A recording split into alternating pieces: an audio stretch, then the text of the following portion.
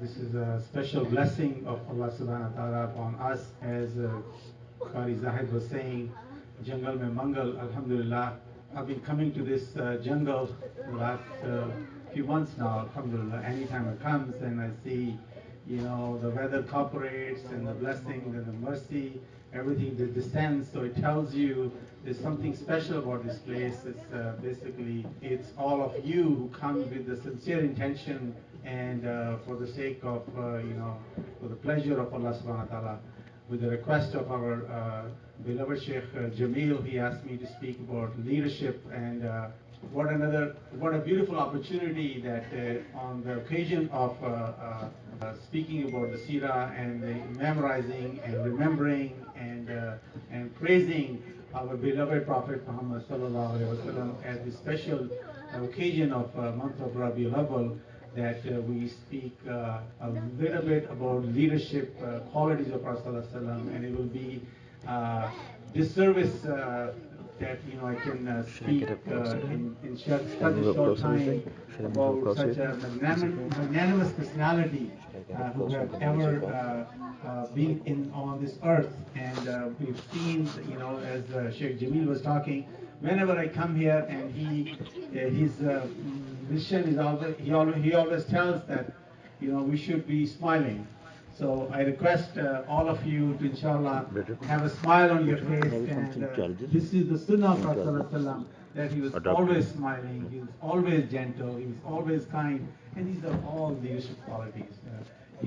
So how, as Sheikh Jamil was talking, that what we know about the leaders, that we hear about people like Bill Gates or Gandhi or Nelson Mandela or Malcolm X.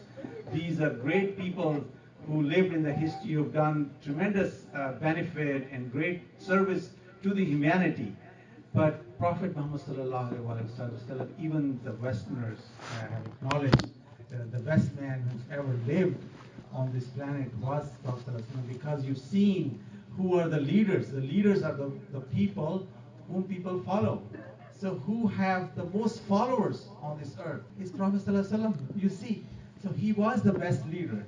And his leadership did not even start even before he was even born. That we know the story, that we know that even when Hazrat Adam alayhi salam was in his clay, he saw the name of Prophet Muhammad sallallahu alaihi wasallam with the name of Allah. So he realized that there is something special about this man.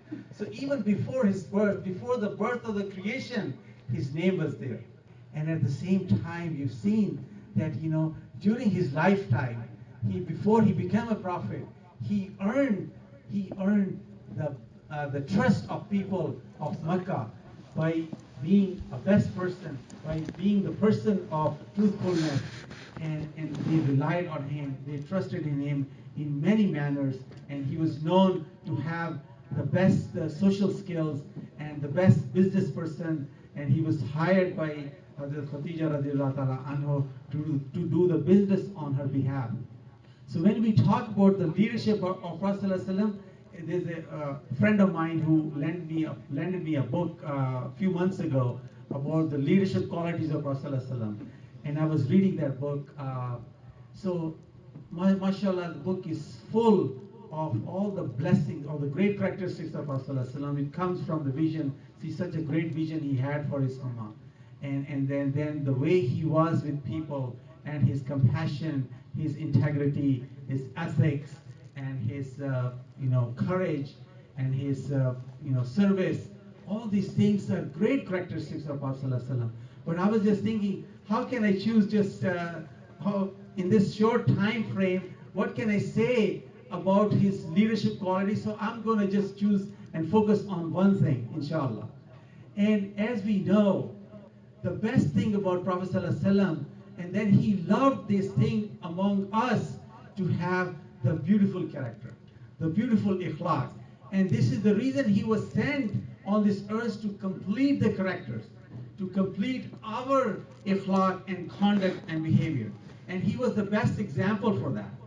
And we know from his sunnah, we know how he lived his life, and see how he was, how his character was. So what is the character? What is What I mean by character, this is basically his conduct, his manners.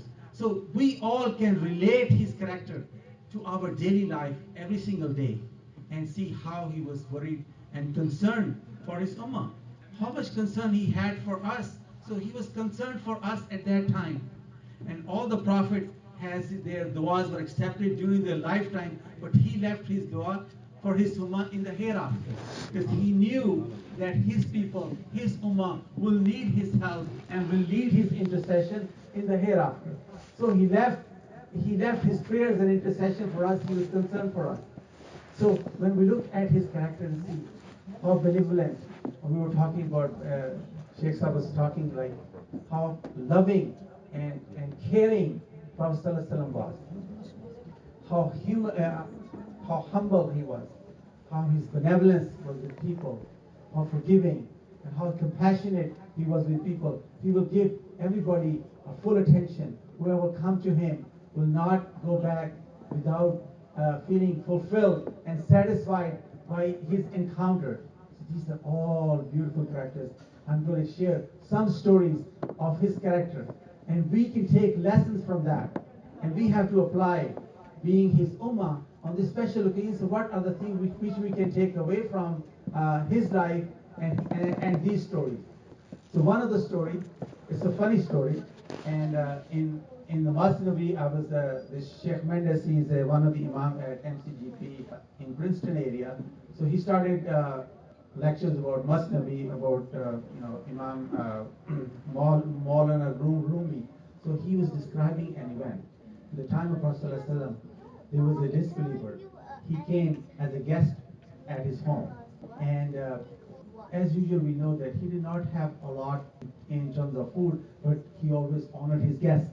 So the guest came. He was a big man, and the guest came, and his family prepared meal for him, and he sat down, and he finished everything, whole meal, and didn't leave anything for the rest of the people. And people feel bad that there was no food left. And then same thing, another time, the meal was cooked, and he finished everything. So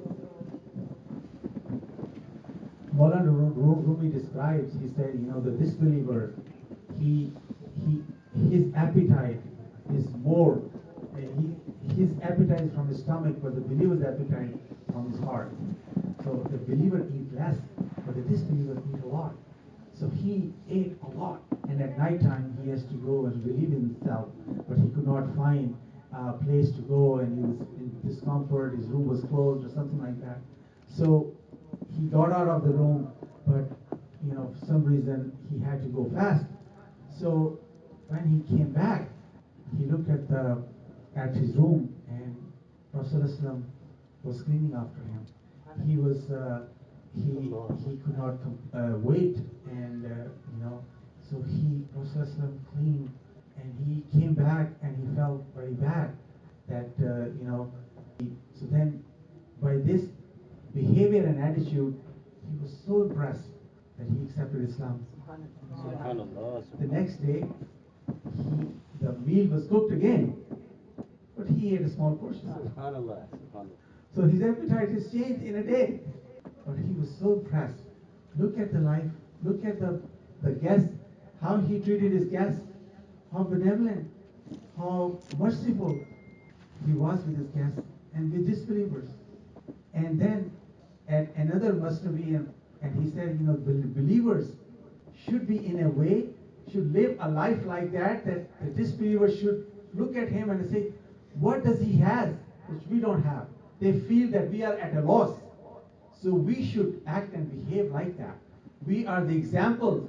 We are the Ummah of Prophet ﷺ, that we have that attributes, and we can achieve that level, so we can influence the lives of other people around us with our states, with our characters. Another story we heard about Fatah Makkah, when Prophet ﷺ came back. Imagine, he was persecuted, he was tortured, and he was treated by people of Makkah before he left from Medina. But when he came in as a conqueror, what happened now?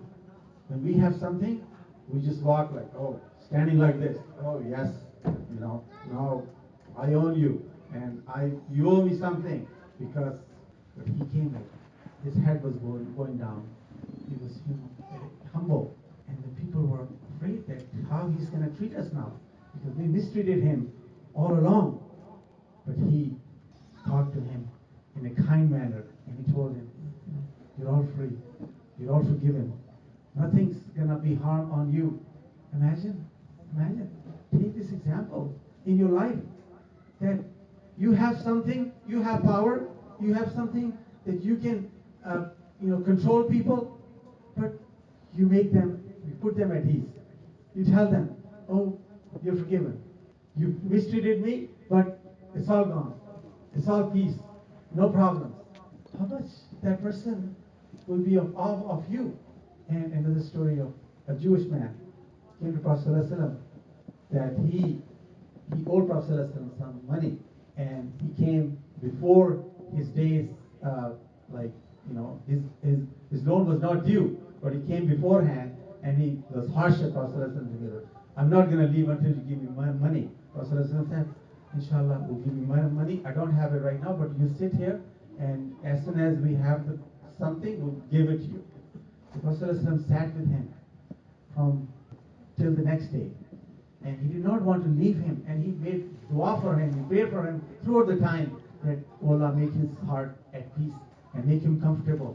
And then the next day, the Jewish man was watching him throughout, and the next day and the Sahabas were upset at him that he's giving such a hard time to Prophet ﷺ, and he was like he behaved that way towards him, and they were not happy. But Prophet ﷺ said, "It's okay, just calm down." And then next day he said basically, "I read in the Torah, I knew that the Prophet of mercy will come, and he will be so humble, he will be so gentle, he will be so forgiving, and he will be so patient. But I have testified that in my presence, the way he was with me, the way he acted, the way he behaved with me." And then he accepted Islam. MashaAllah, these are the beautiful examples for us to see how his character was. And this is all he said, and he focused so much in his sunnah, that we, the ummah of Prophet ﷺ, we need to improve our characters. And there's such a benefit, such a blessing, such a reward for this attribute. The Prophet ﷺ said, "The best among you are the ones who have the best characters. And the closest of you will be on the day of judgment of people who have the best characters." But what is character? Of course, if the reward is high, it's not going to be easy. It's going to be tough. But we have to see, this is a special occasion. We have to take advantage. Yes, we say prayers of our Prophet ﷺ. We love him, and we sing for him. We have gentleness, we have softness in our heart. But what is the most beloved to him, sallallahu alaihi wasallam, that we are the one who spread his message. This is the most beloved to him, that we live a life based on what he intended for us to live a life like that. So his message is more important. So we have to see, how can we improve our character? What can we do? See what happened. Look at our life. And what do we expect? How this character can change? Yes, I can inspire you, I can motivate you, and inshallah you will hear beautiful things about Prophet ﷺ. It will last you for a few days. You go back, life is usual, right? And you're the same one. "Oh yes, I come first. You owe me this. This is me, my thinking, my opinion, my things, this and that." And you are harsh and tough with people. Forget about the non-Muslims. Sometimes we intend and pretend to be nice to them, but we misbehave and we mistreat our own people. It's very sad. So this motivation does not help, because it doesn't last long. So the most important thing, we have to look at our life when we go back and see, where do I spend most of my time? I look at my phones, I'm involved in different things, I have all those desires and things to do. What I do most of the time, I'm just worshipping my desires, right? Worshipping my nafs and ego and things. And of course, it has an effect on you. This is why it's so hard for people to change themselves, because all day long we spend our time not cultivating our heart, but cultivating our nafs and ego, our desires for this world. Lowly thing. You come on the road, you see all those dead animals, and say, someday it's just a matter of time. We'll be like bones. We'll be like these dead bodies, and we have names and we have these things. When person dies, the next day the same family will tell them they don't even stop calling them with their names. They call them, oh, dead body ko abhi le jao, murda ho gaya. In a day, people changes like that. So we have human beings have nothing to offer in this temporary life. So of course we have to live. We have to make sure we're successful in this life. But our heart should not focus on the dunya. Our heart should be focused on the pleasure of Allah subhanahu wa ta'ala. And then the reformation will happen. And then we'll see the changes will happen in our life. So if we go back and see, take examples from the life of Prophet ﷺ, see, where do I need to make changes? How can I do it? Science is proving all the things which we have learned in our holy book and the Sirah of Prophet ﷺ. Quran talks about tafakkar all the time. Throughout Quran, you come down this beautiful place and you see the leaves are changing, see the rain, see the beauties around you. And this is something Quran says that we need to pay attention. We need to reflect. Because if we do reflection on these things, it will increase our iman. It will increase our iman on Allah subhanahu wa ta'ala. It will help us to detach from this world. It will help us to cultivate that love and that softness in our heart, so we have that ability that we can forgive. We have that ability that we can control ourselves. That we have that ability that we be patient. And when the calamity happens, when things are tough on us, when there is a suffering, and these things happen around us. So we have to reflect. Quran talks about it. So what science tells us? It's all about reflection. It's all about tafakkar. It's all about how you pay attention, where you focus your attention. When you put your attention on certain things, your brain changes. And see, where we put our attention all the time, on the things, desires, worldly things, so our brain stays the same. So what we need to do, so these are some of the practical steps I'm going to advise, and it's helping me, and I advise to take this lesson and see, go back, because this motivation will not last long. But you have to make a decision, you have to make a choice, how you're going to make these changes. Because sometimes it's easier for us to learn and see the life of Prophet ﷺ, but we don't know the techniques. We don't know how can we make these changes. So we have to go back and see. Okay, thinking, reflection. It's everything starts with our thoughts. If we pay attention, 5 minutes, 10 minutes, 30 minutes. Imagine whatever we pay attention to, it stays in our awareness throughout our day. Right? We pay, what I'm going to have for dinner, what he's going to say, where I'm going to go. Our thoughts and our thinking and our mind stays around those things what we have to do during the day all the time. So we have to set these reminders. We have to make this reflection and make this tafakkar part of our day, every day. The more we remember these things, the more we remind ourselves few times a day after Fajr, at night. Hazrat Umar radiallahu anhu, he used to do muhasabah for himself, and all the teachers, all the shuyukhs in the past, they used to do this constantly, working on themselves and see, look at their day, look at their life, where they have made mistakes, and they ask for forgiveness. And then, because what this will do.